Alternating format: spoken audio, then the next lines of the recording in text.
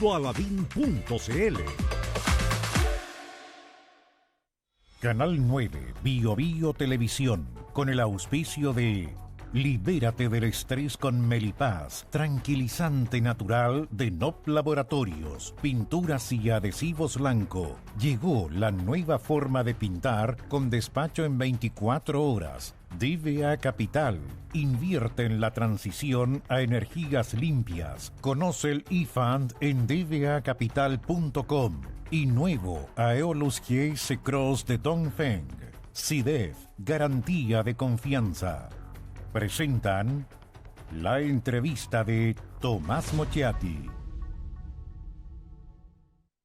Sorpréndete con la nueva línea de vehículos Aeolus Dongfeng y sus modelos i3 y GS Cross. Encuéntralos en sus versiones mecánica y automática.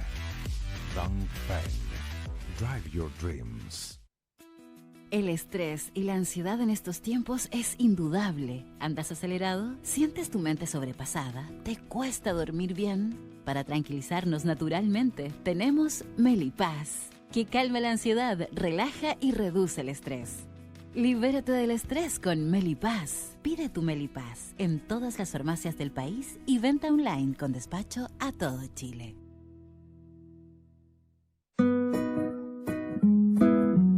Ella le pone magia al color, nos hace muy felices, compartimos nuestro amor.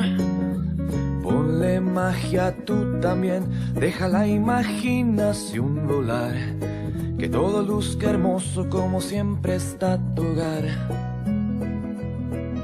Mi mundo es mejor con Lanco.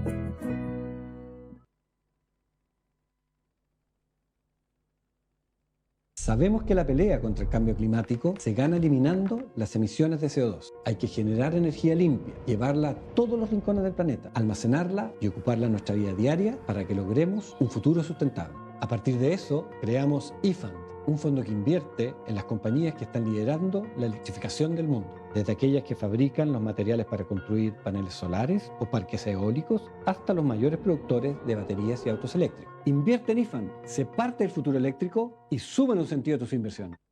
Sorpréndete con la nueva línea de vehículos Aeolus Dongfeng y sus modelos i3 y GS Cross. Encuéntralos en sus versiones mecánica y automática. Dongfeng. Drive your dreams. Melipaz para el estrés y Valupaz para el insomnio de NOP Laboratorios está presentando la entrevista de Tomás Mochiati. El asesinato de 3 carabineros en la provincia de Arauco ha provocado una conmoción nacional. No solamente porque los ajusticiaron, eso es lo que se sabe, sino que además los quemaron. O sea, una demostración no solamente de voluntad de matar, sino de provocar incluso terror y miedo. Los cadáveres, con estos carabineros, lo que se sabe, los trasladaron por una ruta durante 5 kilómetros, por lo tanto, con una seguridad absoluta de que dominan, al menos en ese momento estaban dominando el territorio. Estamos con Pablo Urquizar, él es abogado, es profesor de la Universidad Andrés Bello y de la Universidad San Sebastián. Él fue ex coordinador nacional de la Macrozona Sur en el tiempo de Sebastián Piñera, ha sido asesor del Segundo Piso y ha publicado este libro que se llama Radiografía de la violencia y el terrorismo en la Macrozona Sur, problemas y desafíos actuales. Un libro de reciente aparición y que grafica lo que está ocurriendo y naturalmente que es una voz autorizada para que nos cuente qué es lo que está pasando en la Macrozona Sur y si es que esto tiene solución. Pablo, ¿qué tal? Gracias por estar con nosotros. Un gran saludo, Tomás, y muchas gracias por la invitación. A ver, ¿cómo es posible? A ver, yo sé, todos sabemos, los que más o menos miramos la actualidad, que normalmente los grupos que tienen reivindicaciones políticas, territoriales, culturales, con el correr del tiempo, en la medida que toman las armas, muchas veces tienen después relación con el crimen común, con el delito común, con el crimen organizado, con la droga en este caso, o en muchos casos, y que por lo tanto en la Macrozona Sur hay mucho tráfico de droga, Y algo está ocurriendo con todo esto. Este asesinato, de acuerdo a las características que tiene, ¿es un asesinato de grupos mapuches o también del crimen organizado? Este asesinato, a mi juicio, está vinculado a las orgánicas radicalizadas y terroristas de la macrozona sur. Y en ese contexto lo que hay que analizar es cuál es la zona sobre la cual se materializó el triple asesinato.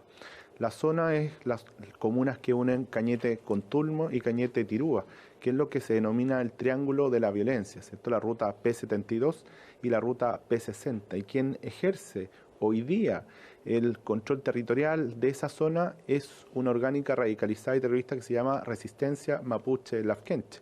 No se mueve una hoja en la ruta P72 sin que sepa la Resistencia Mapuche Lafkenche. Por lo tanto, desde esa perspectiva, no tengo duda alguna que está vinculado. Esta orgánica que tiene una doble dimensión. Por un lado, ¿cierto?, sus finalidades políticas desde la perspectiva del terrorismo y otra desde el crimen organizado, fundamentalmente como forma de financiamiento con el robo de madera, con el tráfico de armas, munición y también en menor medida el narcotráfico. La Resistencia Mapuche Lafkenche, Tomás, es responsable de los atentados más grandes que han existido en la macrozona sur. Por ejemplo, el atentado de 31 cabañas y viviendas el 21 de diciembre del año 2021 en Contulmo, el atentado al Molino Grolmus, el atentado de 35 camiones, vehículos y también maquinarias en el 28 de abril del año 2022 en Los Álamos. La Resistencia Mapuche Lafkenche se da a conocer el 13 de abril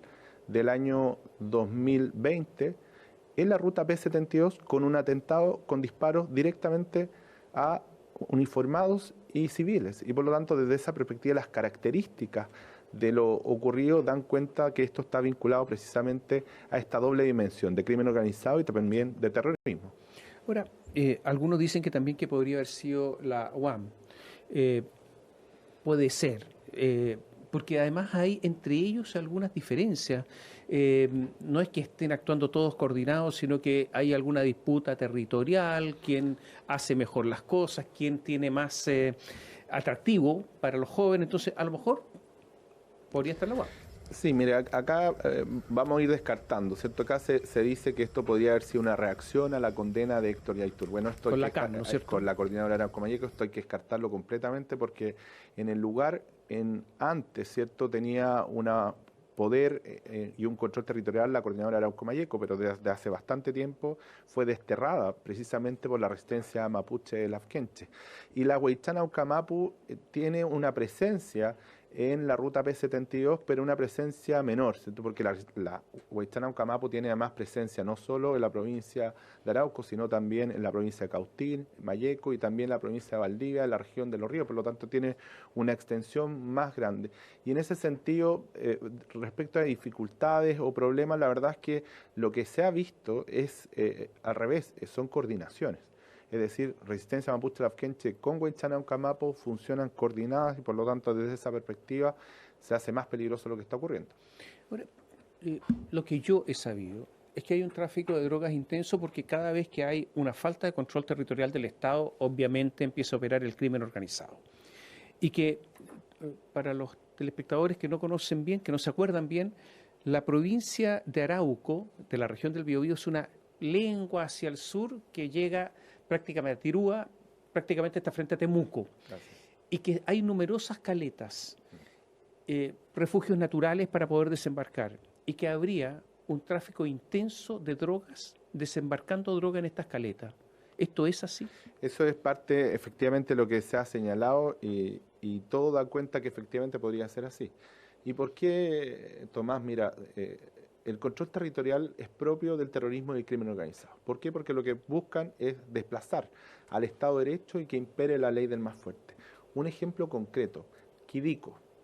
Quidico en Tirúa, a veces las personas no se conoce mucho esto, pero Quidico tiene un retén de carabineros que ha sido atacado directamente por la resistencia mapuche Lafkenche en múltiples ocasiones. No estamos hablando acá de que la resistencia mapuche Lafkenche estaba en un atentado, llegó carabineros y se materializó un enfrentamiento. No. La resistencia mapuche Lafkenche va a atentar directamente con un retén de carabineros. ¿Para qué? Para eliminarlo. Eso es lo que estamos hablando. Ahora, a ver, esto es un ambiente. A ver, la Corte Suprema hace un montón de rato, autorizó a los jueces a trabajar en la casa, que no vayan a los tribunales porque en el trayecto les podía pasar algo. Esto, por lo menos hace un par de años que ya está sucediendo eso, ¿no? Así es, desde el año 2021, específicamente en Cañete, la Corte Suprema autorizó de que los jueces, dadas las amenazas, pudieran funcionar de otras regiones, por ejemplo, la región de Los Ríos o la región del Maule o la Araucanía, ¿cierto?, en ciertos contextos, y esa es una realidad, y es una realidad precisamente porque en Cañete, a veces se nos olvida, Cañete entre el año 2014 y 2022 incrementó los hechos de violencia vinculados a la macrozona sur en 193%, y Cañete, de las 81 comunas más afectadas en la macrozona sur, es la segunda comuna más afectada de la historia del problema. ¿Quién domina el territorio? Quiero recordar un caso. Equipo de Televisión Nacional que iba a entrevistar a un dirigente mapuche. Héctor Yaitul. Ni más ni menos, a Héctor Yaitul, y resulta que imprudentemente, no debiera ser una imprudencia, si uno camina puede andar por cuando quiera, pero acá no es así. Entonces les dieron autorización para pasar y ellos decidieron irse el día anterior en la noche y los atacaron. Un camarógrafo quedó herido, un periodista Núñez tuvieron que escapar, pero los atacaron para matarlos. ¿Por qué? Porque estaban pasando a una hora no autorizada, a lo mejor no sabían que eran ellos, pero ese es el control que tienen. ¿Quién domina el territorio? Efectivamente, eso en ese minuto estaba Yaitul en ese contexto y Iván Núñez. A mí me tocó especialmente ir a ese lugar y estar también con Iván en ese minuto y también el camarógrafo. Iban a hacer una entrevista a Héctor Yaitul. Y efectivamente lo que no sabía Iván es que Héctor Yaitul no domina la zona. La CAM hace rato que dejó de dominar el territorio de la provincia del Cono Sur de Arauco. Y quien lo domina es la resistencia mapuche lafkenche y en menor medida la huaychana Ucamapu. Y por lo tanto, ¿qué es lo que quería mostrar la resistencia mapuche lafkenche? Que a ese territorio no entraba nadie sin su permiso. O sea, si no entra nadie, ellos dominan el territorio. Absolutamente. Ellos cobran peaje, cobran derechos, cobran protección. ¿Cómo sobreviven? Tomás, esto es tan insólito que en la ruta P72 existía una barrera que se llamaba la barrera de Huentelolén, que impedía que las personas transitaran libremente desde Cañete a Tirúa, y en esa barrera ellos decidían quién entraba y quién no entraba. Una de las gracias del estado de excepción es que precisamente se logró derribar y derrocar esa barrera y por lo tanto darle tránsito libre a las personas. Pero eso muestra la realidad de lo que estamos conversando en esa ruta especial que es la ruta P72. O sea, a mí me llama la atención porque en la región de la Araucanía están los militares, en la provincia de Arauco está la Armada. La Armada una vez se enfrentó con uno y va a ser acusado, empieza el juicio oral ahora, porque falleció una persona. Pero yo no veo enfrentamiento. O sea, suceden atentados, y yo no veo a las Fuerzas Armadas enfrentándose a estas personas. ¿Tienen miedo? ¿Son pocos? ¿No están? ¿Algo pasa? Sí, yo vería el estado de emergencia en su globalidad, ¿cierto? Si uno analiza los datos objetivos de Carabineros de Chile con el estado de emergencia, el estado de emergencia ha logrado dos objetivos, ¿cierto? Con excepción de lo que ocurrió evidentemente el sábado, pero ha logrado dos objetivos. El primero es reducir los hechos de violencia. Objetivamente, entre el 2022 y 2021 se redujeron 31% los hechos de violencia, entre el 2023 y 2022 un 17% los hechos de violencia, y además se incrementaron detenciones en un 30%. Hoy día vemos detenciones de la resistencia mapuche lafkenche, la huaychana Ucamapu, de Héctor Yaitul mismo, ¿cierto?, en el contexto de un estado de emergencia. Por lo tanto, desde esa perspectiva sí ha servido. Pero ¿es necesario? Sí. ¿Es suficiente? No, no es suficiente. ¿Por qué? Porque las Fuerzas Armadas es un instrumento dentro del poder nacional para efectos de poder desarticular la violencia y el terrorismo. Yo creo que faltan otras herramientas para efectos de poder hacerlo como corresponde. Pablo, vamos a hacer un pequeño alto, pero yo no estoy seguro que sea lo que tú dices. Que puede haber otras razones. Volvamos en un instante. Melipaz para el estrés y Valupaz para el insomnio de NOP Laboratorios está presentando la entrevista de Tomás Mochati. Sorpréndete con la nueva línea de vehículos Aeolus Dongfeng y sus modelos i3 y GS Cross. Encuéntralos en sus versiones mecánica y automática. Dongfeng. Drive your dreams. Sabemos que la pelea contra el cambio climático se gana eliminando las emisiones de CO2. Hay que generar energía limpia, llevarla a todos los rincones del planeta, almacenarla y ocuparla en nuestra vida diaria para que logremos un futuro sustentable. A partir de eso, creamos eFund, un fondo que invierte en las compañías que están liderando la electrificación del mundo, desde aquellas que fabrican los materiales para construir paneles solares o parques eólicos, hasta los mayores productores de baterías y autos eléctricos. Invierte en eFund, sé parte del futuro eléctrico y suma un sentido a tus inversiones. Ella le pone magia al color. Nos hace muy felices, compartimos nuestro amor. Ponle magia tú también, deja la imaginación volar. Que todo luzca hermoso como siempre está tu hogar. Mi mundo es mejor con Lanco.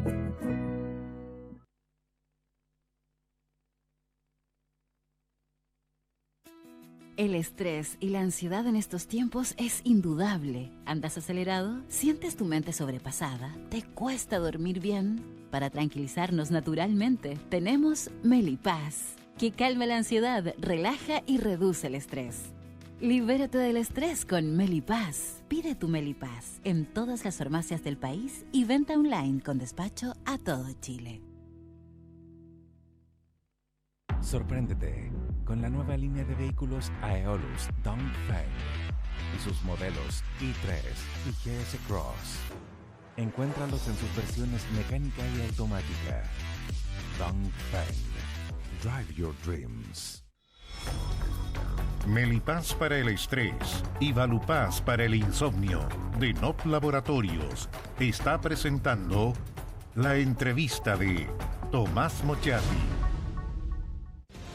Conversamos con Pablo Urquiza acerca de la situación en la macrozona sur después del asesinato de los 3 carabineros. Yo tengo teoría no, hechos. Sí puede ser el estado de excepción constitucional que haya las empresas privadas. Todos sabemos que las empresas privadas contrataron personas, inteligencia, equipamiento en el exterior que se vende, pero hay que pagarlo. Tienen drones y empezaron a transmitir en directo los atentados. Perdón, nos llegaba a todos, a mí incluido. Y empezaron a presionar a policías y fiscales. Ahí están, estas son las imágenes, ahí están las fotografías. Y después esto lo hizo Arauco. Y posteriormente la CMPC empezó a hacer lo mismo, con aviones, con sistemas. Bueno, yo creo que parte de la caída en la cantidad de atentados se debe a esto y en la presión que ejercieron sobre el Ministerio Público, ¿o no? Acá hay múltiples factores. ¿O estoy equivocado? No, yo creo que hay múltiples factores. Entonces yo creo que hay uno es la mayor presencia del Estado. El Estado está más presente.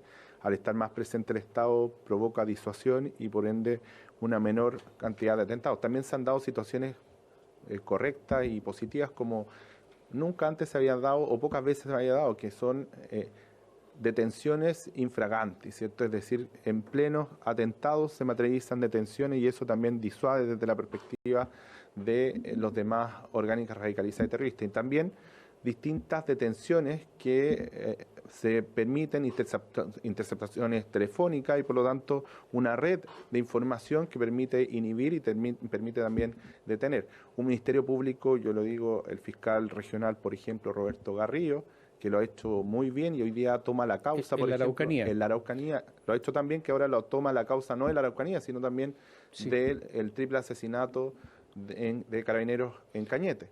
Ya, ¿y Marcela Cartagena? Marcela Cartagena es la fiscal regional. Yo creo que el Ministerio Público de a poco ha ido aprendiendo y ha ido teniendo más capacidad, más facultades y también más herramientas para poder enfrentar la violencia y el terrorismo en la macrozona sur, pero todavía sigue al debe, ¿cierto? Ella está al debe, ¿no? Yo creo que el Ministerio Público todavía está al debe. ¿Y ella?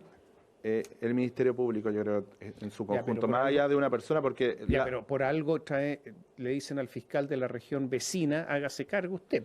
Sí, pero, algo pasa ahí. Sí, pero yo no creo que sea un problema solo de un fiscal, ¿cierto? Esto es un problema de una institución. Solo un punto a tener en consideración.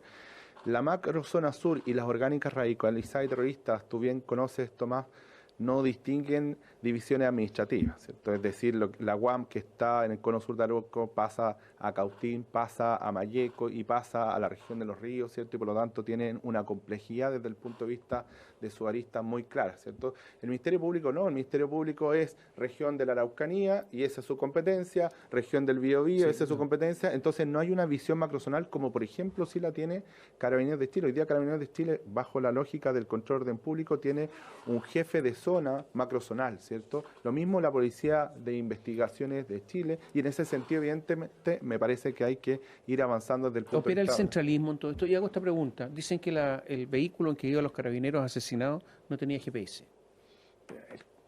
Muchos particulares tienen en su auto GPS. Esto parece tonto, ridículo.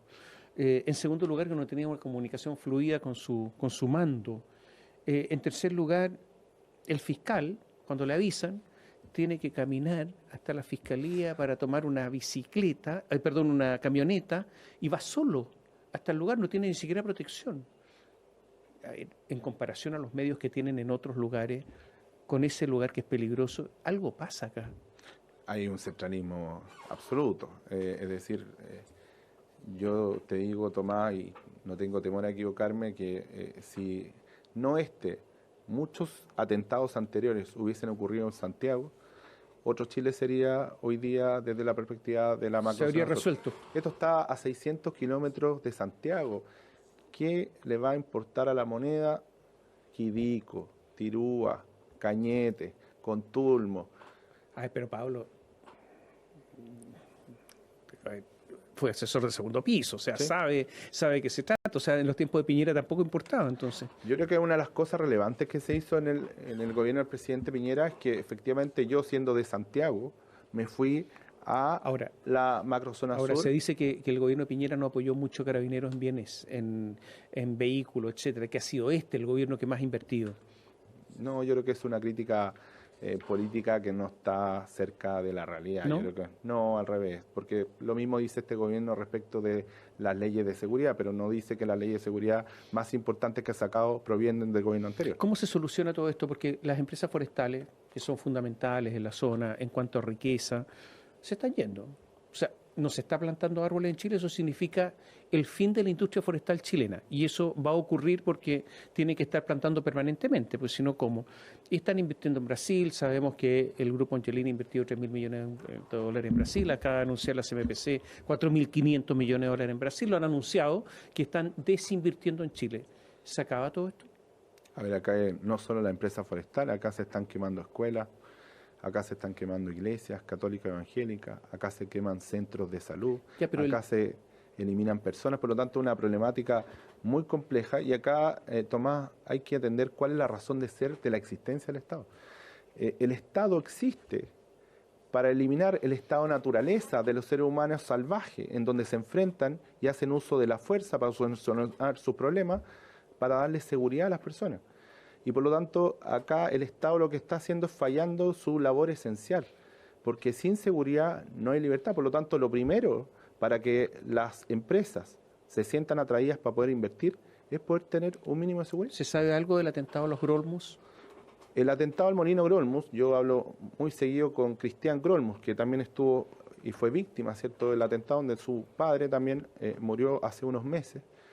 El atentado al Molino Grolmus lo hizo. ¿Quién lo hizo? La resistencia mapuche. ¿Quiénes? Personas con nombre, pero ¿quiénes? Personas con nombre y apellido. Todavía no hay un nombre. Bueno, pero es que ese es el tema. Por eso no, estoy preguntando. No hay un nombre concreto, específico, que dé cuenta. De hecho, yo hablo... Entonces hay un fracaso acá de la institucionalidad. Sí, y además Cristian ha tenido inconvenientes. Recordemos que el abogado de Cristian y de la familia Grolmus era Luis Hermosilla. Entonces, evidentemente ha tenido problemas desde el punto de vista de la información y poder acceder, pero evidentemente acá hay, mire, en la región de la Araucanía hay una persona de apellido Cerda que ha sido tentada 77 veces. 77 veces. Yo conversaba con él y nunca ha tenido una sentencia condenatoria, nunca ha habido un imputado conocido, nunca ha habido un detenido en su causa, y evidentemente eso da cuenta de que de una falta en la obligación de persecución penal respecto al delito específico. Pablo, en el caso de Luxinger Macay, todos sabemos que fueron muchos los atacantes. Se condenó a uno, Celestino Córdoba, que además el gobierno anterior de Sebastián Piñera le dio incluso facilidades en cuanto al cumplimiento de su pena, en un régimen prácticamente de semilibertad. ¿Por qué? ¿Por qué el Estado cede ante las presiones de grupos o de él, que es un asesino? Yo completamente de acuerdo. Yo me acuerdo Bueno, pero ¿por qué se dieron? Mire, yo le cuento una anécdota. Cuando estaba en la macrozona sur, llega el director regional de Gendarmería y me señala que el comunero Celestino Córdoba quiere hacer una actividad, ¿cierto? Y quiere, por lo tanto, está pidiendo autorización para que entren 500 personas. Yo le dije, usted me está hablando del delincuente, porque cuando se habla de comunero, la verdad es que se le minimiza el concepto a lo que es. Entonces, el delincuente, el que está condenado a 18 años de cárcel por el asesinato del matrimonio de Luxinger Macay. Bajo ningún aspecto, bajo ningún aspecto. Entonces, ha habido una relativización del Estado frente a lo que ha ocurrido en la macrozona sur. ¿Por qué todos los gobiernos han caído en esto? Porque por ideología, por romanticismo y por indiferencia. Indiferencia de Santiago, lo que está ocurriendo en la macrozona sur, ideología, no mucho se hablaba de presos políticos, se hablaba de Gualmapu, se iba a Temucuicui, los atentaban y no se querellaban contra... Quiero hablar del caso de Emilio Berkov. Emilio Berkov lo encontraron con 500 kilos de droga. 824. Más entonces lo que yo tenía por acá, anotado. Bueno, pero resulta que él estaba vinculado a todos estos movimientos. A la Huaychana Ucamapu. Exactamente. Efectivamente. De hecho, Emilio Berkov está vinculado, hoy día está preso, ¿cierto?, por 2 delitos, atentado incendiario y además vinculado, ¿cierto?, al tráfico de drogas, 824 kilos de droga.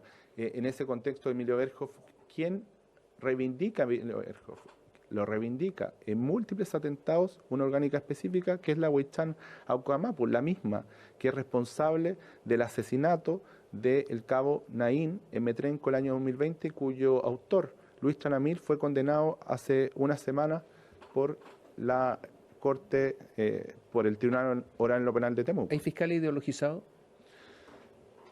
Yo creo que la ideología está presente no solo en el gobierno, está presente en el Ministerio Público, está presente en el Poder Judicial, y me parece que eso es bastante evidente. Ahora, la gran mayoría de los fiscales, la gran mayoría de los jueces, a mi juicio, sí hace su trabajo y cumple la ley como corresponde. En Traiguén, en algún momento, un funcionario judicial le encontraron un montón de armas en la casa, no quería abrir.